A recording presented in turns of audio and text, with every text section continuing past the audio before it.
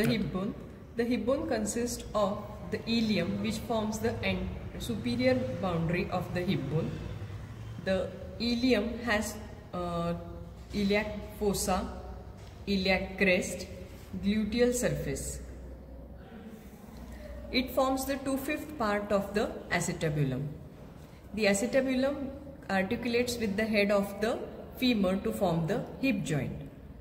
The iliac crest, it extends from anterior superior iliac spine to the posterior superior iliac spine. The iliac crest has two curvatures. It is divided into two parts, ventral 2/3 part and dorsal 1/3 part. The iliac crest also shows inner lip, outer lip and intermediate area. The highest point on the iliac crest lies 5 cm from anterior superior iliac spine. It is called as iliac tubercle. It corresponds with the 5th lumbar vertebrae. Now, just below the anterior superior iliac spine, 5 cm below, there is the anterior inferior iliac spine. Below that, it continues below as the iliopubic eminence. The ilium has 3 borders, 3 surfaces. The anterior border starts from anterior superior iliac spine. Below is the anterior inferior iliac spine up to the iliopubic eminence. The posterior border starts from posterior superior iliac spine. Below that, it has a notch called as the greater sciatic notch. The medial border, it starts 4 cm from the posterior superior iliac spine onto the inner surface of the iliac crest. It runs downwards up to the iliopubic eminence. Because of this medial border, the two surfaces are divided. First is the iliac fossa and second is the sacropelvic surface. Now, the gluteal surface. The gluteal surface is divided into 4 parts by 3 gluteal lines. The posterior gluteal line starts from the iliac crest 4 cm from the posterior superior iliac spine. Then it runs downwards up to the greater sciatic notch. The anterior gluteal line, it starts from the iliac crest 4 cm from the anterior superior iliac spine. It goes downwards and goes towards the greater sciatic notch. The inferior gluteal line, it starts from the anterior side lower part and it goes up to the greater sciatic notch. The muscles which take origin just behind the posterior gluteal line, this muscle, there is the origin of the gluteus maximus muscle. In between the posterior gluteal line and anterior gluteal line, there is the origin of the gluteus medius muscle. In between the anterior gluteal line and inferior gluteal line, there is the origin of the gluteus minimus muscle. The iliac crest starts from anterior superior iliac spine.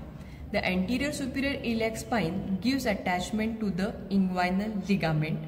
It is also giving attachment to the sartorius muscle. The anterior inferior iliac spine gives attachment to the iliofemoral ligament of the hip joint. There is also origin of the rectus femoris muscle, straight head. Now, the posterior superior iliac spine. The posterior superior iliac spine corresponds, we can see a dimple on the 5 cm just lateral to the second sacral spine. Posterior superior iliac spine produces dimple 5 cm on lateral to the second sacral spine. Now we will see the attachments of the iliac crest. The iliac crest has inner surface or inner lip, outer lip and intermediate area.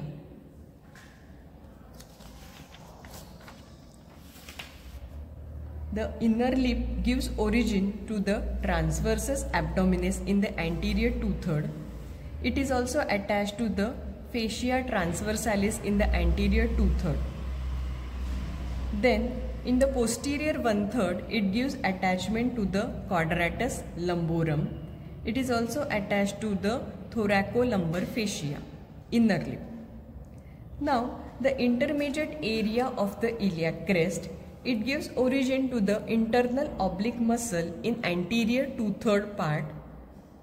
The dorsal segment of the iliac crest gives origin to the gluteus maximus, then erector spinae muscle posteriorly.